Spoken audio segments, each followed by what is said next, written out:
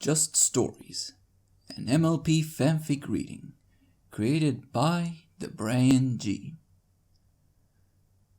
Just a few millimeters to the left and the gear slips right in with its breathing. It's a small thing, but somehow it's so satisfying to see a gear drop in like that. It's like it belongs. The gear knows its function, and all the other gears are happy to see it. I assume they are. Anyway, although I'm fairly certain gears do not have feelings. Sweat trickles down into my eye, and I pause to wipe it away and readjust the magnifier. Pocket watches are always the hardest to work with. Such tiny inner workings require the most focused concentration and meticulous attention to detail. One last gear, and it should be up and running again. I clench the tweezers in my hooves and take the final piece. Then, glance through the magnifying glass once again. Is it done? Is it done? Is it done? I suppose a lot of people would be startled by an excitable filly leaping higher than the table itself and yelling in your face. But I've developed quite the steady hoof, not to mention that I've faced far, far worse. So the most I get is a momentary distraction. Soon, I promise. I say in the sweetest tone I can think of, given that her older sister is just a few feet away and appears to be quite protective. One more gear, and this should be up and running like new. Slowly, I put the last gear into the face when it clicks into place. The filly jumps up into the chair on the other side of the table and leans in, staring just as intently as I reattach the face of the watch. Alright, let's see if this is working now. The filly leans forward so she's mere inches from the watch as I wind it. She takes a deep breath and holds it before a comforting tick-tick-tick sound from the device, and the hands move for the first time since I was first giving it. No sooner does it start ticking than the filly leaps all the way into the table. "It's working! It's working!" she yells as she grabs the pocket watch and spins around to show her sister. "Applejack, it's working!" She holds the watch up for her big sister. Applejack takes it in her hooves, examining it with a sparkle in her eyes. "Well, I'll be," she says, marveling at the watch. "This old thing hasn't ran in years. How'd you do it?" "Oh, it's just a matter of finding what doesn't work and replacing it with what does." It's a rather standard and dull answer, but I find a lot of people appreciate the honest approach. In this case, that watch was so old that I had to replace nearly all the parts in it. If you're not careful, I'll have to replace everything at some point. "Yeah, but even if that happens, y'all can fix it," Applebloom chimes in. "Well, yes, although if I replace enough parts, it would cease being the watch it once was, now wouldn't it? That's the core issue with the ship of Thesis. You could apply it to a watch, I guess." I can tell that throws the sisters for a loop. Come to think about it, does Thesis exist here? Beg your pardon? Applejack asks. Never mind, I quickly get out. Not to sound rude, but I don't think many ponies would understand. They shoot each other a northern glance. I think I'm just digging myself deeper here. "Well, either way, can't thank you enough for this," Applejack says. "This watch was an heirloom for my pa's, rest his soul. Stopped ticking years ago. Never could figure out how to get it running again. Opening up this store was a real lifesaver. Y'all seem to know your way around a watch or two." "Oh, really?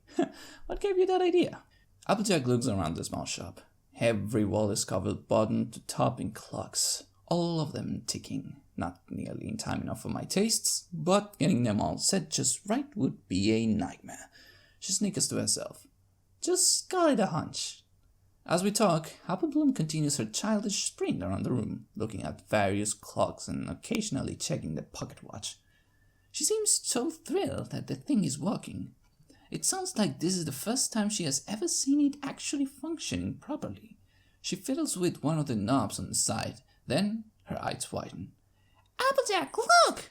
she yells, turning and galloping back towards us. "If I twist this knob, I can get the date and month too. This thing is... Whoa!" What has seemed inevitable this whole time happens, and Applebloom trips over her own hooves. In a flash, the watch is headed straight for me. For a moment, there is a glint of fear in the sister's eyes. But over these eons, I have developed quite the reflexes, and I catch it before it slams into the wall behind me. "Applebloom, you gotta be careful." Applejack yells as she rushes over and takes the watch from my outstretched hooves. The old thing wasn't working before. Hardly gonna matter that we got it fixed if it's in 100 pieces. Oh, your sister is right, little one, I tell her. You must be careful, or you're going to end up right back here with that watch in pieces. Just try not to run when holding it like that. You have the energy of a Montag. Thanks, she chirps. After only a moment, the big smile on her face wavers and her head tilts on one side. Wait, what's a Montag? The Montags, little girl, are the most energetic creatures you will ever encounter, I tell her as I sit back down at my workstation. They are about half your size and they're full of energy. Quite literally. Their movement is what powers the world around them. Applebloom's eyes light up in wonder while behind her, I can see Applejack stifling a giggle. Oh, you should see them when they get excited, I continue. They start rushing about, crowding each other. It's hectic, but it creates the most dazzling light show along the ground. Wow, that sounds awesome, Applebloom says. I want to meet a Montag. Sadly, I don't think they exist around here. And even if they did, they try to stay as far away from other creatures as they can. The odds of you ever meeting one are, to be frank, quite remote. For a split second, that childlike wonder that has been in her face since I met her seems to go out. Even the bow tying her hair sags a bit. Aw, I bet it would be all lighty and stuff. All lighty, I said with a chuckle. Yes, I guess you could describe them that way. Hey, Applebloom, Applejack interjects. Why don't you run along to the farm and show Big Mac and Granny's meat? Applebloom nods, then turns and trots out the door, now being far more careful as she cradles the watch in her hoof. Applejack turns back to me and extends a hoof of her own. Just want to officially welcome you to Ponyville, Mr. Oh, shoot, I plumb forgot to ask of your name. Dr. Whooves, I tell her as I accept the handshake, or rather, proof shake. That will take some time to get used to. Nice to meet ya, and welcome to town, Doc, Applejack says. Y'all got a nice little setup here. I'm gonna make sure to tell every pony about the work you did with our watch. I do appreciate that. Thank you. She has a firm hoof shake, and there's something about her that's quite trustworthy, but I can't help but notice the expression on her face. She seems like she's trying to hide something, but subtlety doesn't seem to be the Apple family's forte. Is everything alright? Well, yeah, it's just... well, that thing about the Montags. Oh, I'm sure she can see the sparkle in my eye. Oh, yes? I know I ain't the most well-read pony around here, but I ain't never heard of no Montag. I think that any creature like that I would at least had an inkling of. I really doubt you would have, I reply. As I said, you won't find them anywhere in Equestria. Or outside of Equestria, to be perfectly honest. Applejack raises a single eyebrow. That wasn't quite the reception that I thought I would get. Beg your pardon? Oh, never mind. It's hard to explain.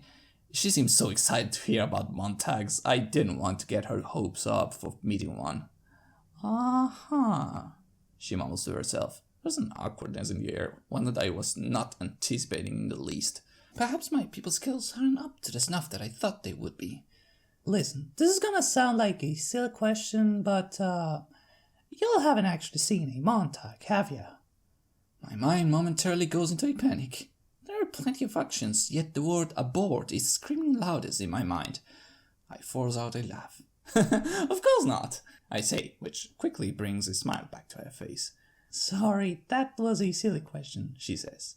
Not at all, I say, mustering a smile that I certainly hope looks pleasant. Look, I didn't mean to put you in the spot like that. They're just stories, you know? She cocks her head over so slightly when she sees my reaction to the last sentence.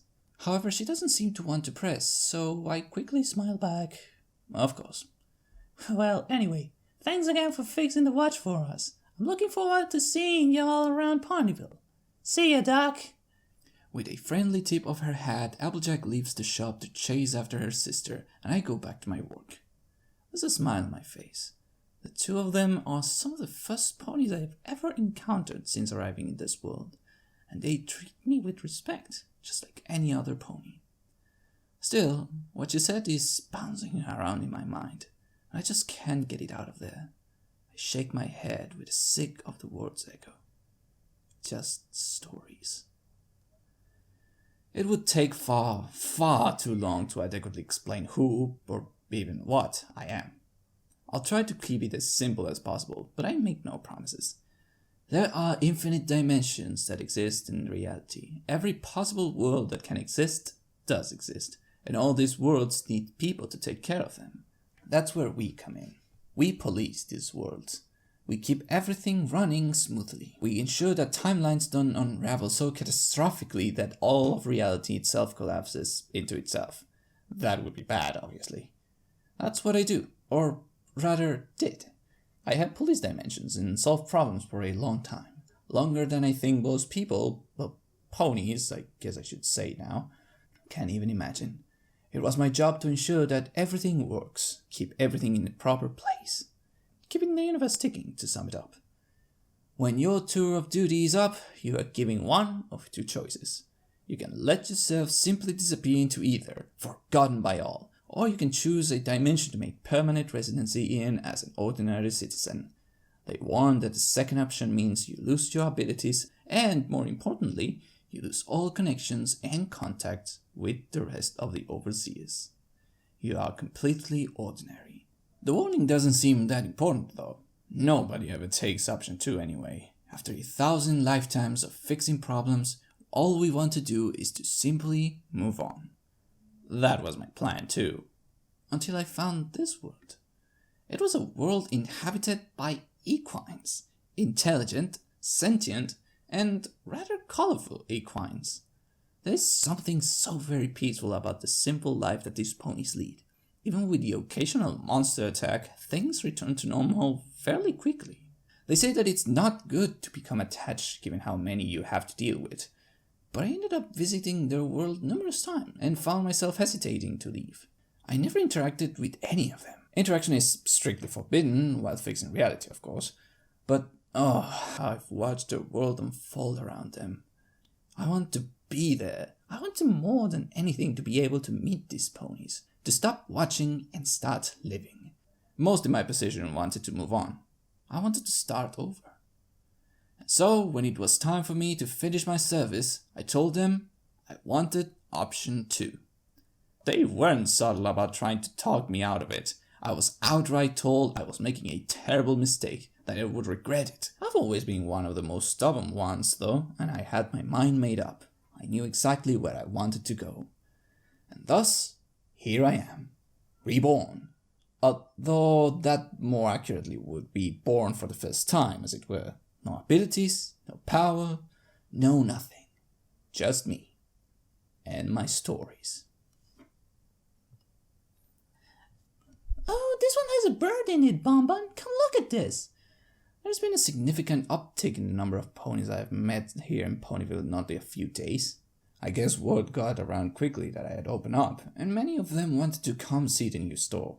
I've had a steady stream of ponies strutting in and either looking through the store or just introducing themselves to me, culminating in the couple who are currently examining a vintage cuckoo clock. I am at my workstation with a job I was handed this morning. A fairly simple wall clock, but I found myself oddly entranced with working on it. The pony who dropped it off wanted it done by the end of the day, and since I don't have any other projects today, I figure I should take my time on it. Excuse me? I glance up to see that the couple are both looking my way. Yes? I ask as I get up and trot towards them. Is it fine to put this above a fireplace? The unicorn asks, gesturing toward the cuckoo clock that they were looking at. We think it'll go really well there, but, you know, wood and fire. Oh, I wouldn't worry about that. I presume your fireplace is well protected, and as long as you hang it like a foot or two above the top, you should be fine. To be honest, I'll be more concerned about the wax. Wax? I tap on the bird sticking out of the clock. This little guy's made of wax. If you have it too near a fire for so long, I'm not too sure he'll be looking this pretty if his face starts to drip down to the floor. I gesture to the clock next to it. This one I think is a far better option for one above a fireplace. The bird is wooden, so it should hold up just fine. Not to mention that it's a bit more modern. It should be more accurate and be easier to set. The unicorn opens the clock up and examines the wooden swallow inside, while her partner smiles at me. You certainly know your stuff about clocks. Time has always been a most fascinating subject to me, I tell her. Working with clocks seemed to be the logical step. By the way, I believe this is our first time meeting. I'm Doctor Whooves. I'm Lyra, and that's Bonbon, The unicorn says. Nice to meet you. Bonbon adds. You moved to town recently, didn't you? I'm impressed you could get this whole shop up and running so quickly. You have barely been here a week and you already have this whole place going. I've always had a knack for managing time well. Yeah, I can tell, Lyra says as she looks around the room. Hey, you know what? I bet you would get along great with Minuet. Bonbon nodded. Oh yes, you have to meet her. She collects antique hourglasses and clocks too.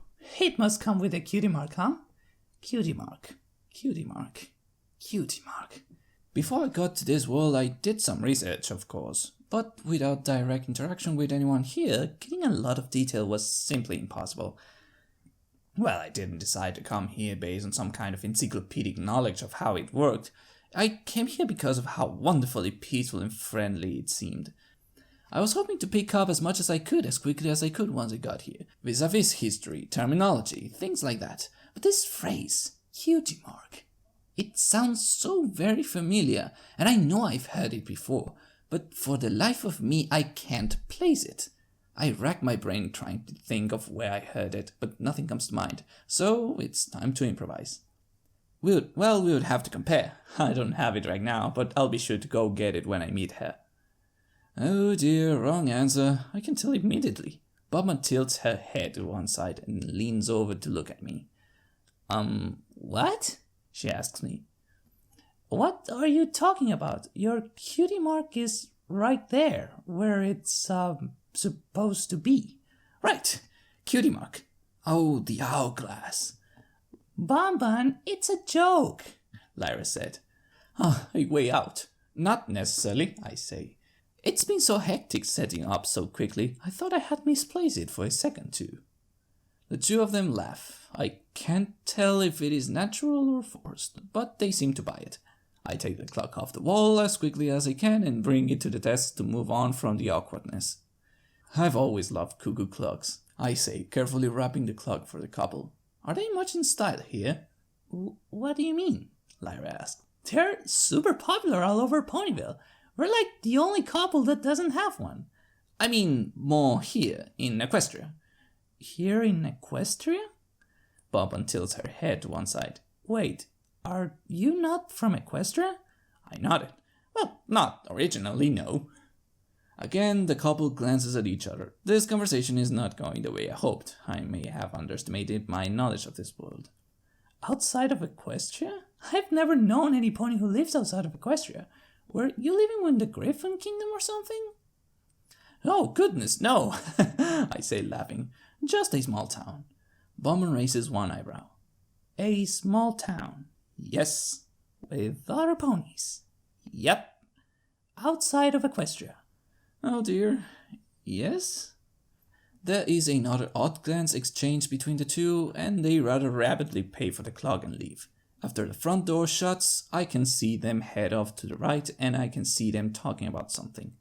I've always been rather curious. I guess that's exactly why I'm here now. And I surreptitiously slip open the side window, just in time to catch their conversation. Outside of Equestria, when's the last time you heard of a pony who didn't live in Equestria? Maybe there's a small village out there or something. Lyra, you can't possibly think that he's telling the truth, can you? Okay, maybe he isn't, but so what? Applejack told me he was telling Applebloom weird stories. He's probably just eccentric. Do you think he's hiding something? Why wouldn't he tell us about his past? Isn't that weird? I think you're being a little too hard on him, Bonbon. He's new in town. Maybe he just doesn't want to talk about where he came from. Yeah, maybe I am. Seems nice enough, I guess. Their voices gradually fade into the distance, replaced with the ticking of the clocks. Seems nice enough. I guess that's a step in the right direction. I wonder if all the ponies in this town are going to just disregard the stories I tell them, even though I'm not one to make things up. I wonder if they will all think that I'm some sort of liar. I wonder if this is just what I am going to be here. That weird person who tells lies. I wonder if any pony will notice the dent in the wall below the window.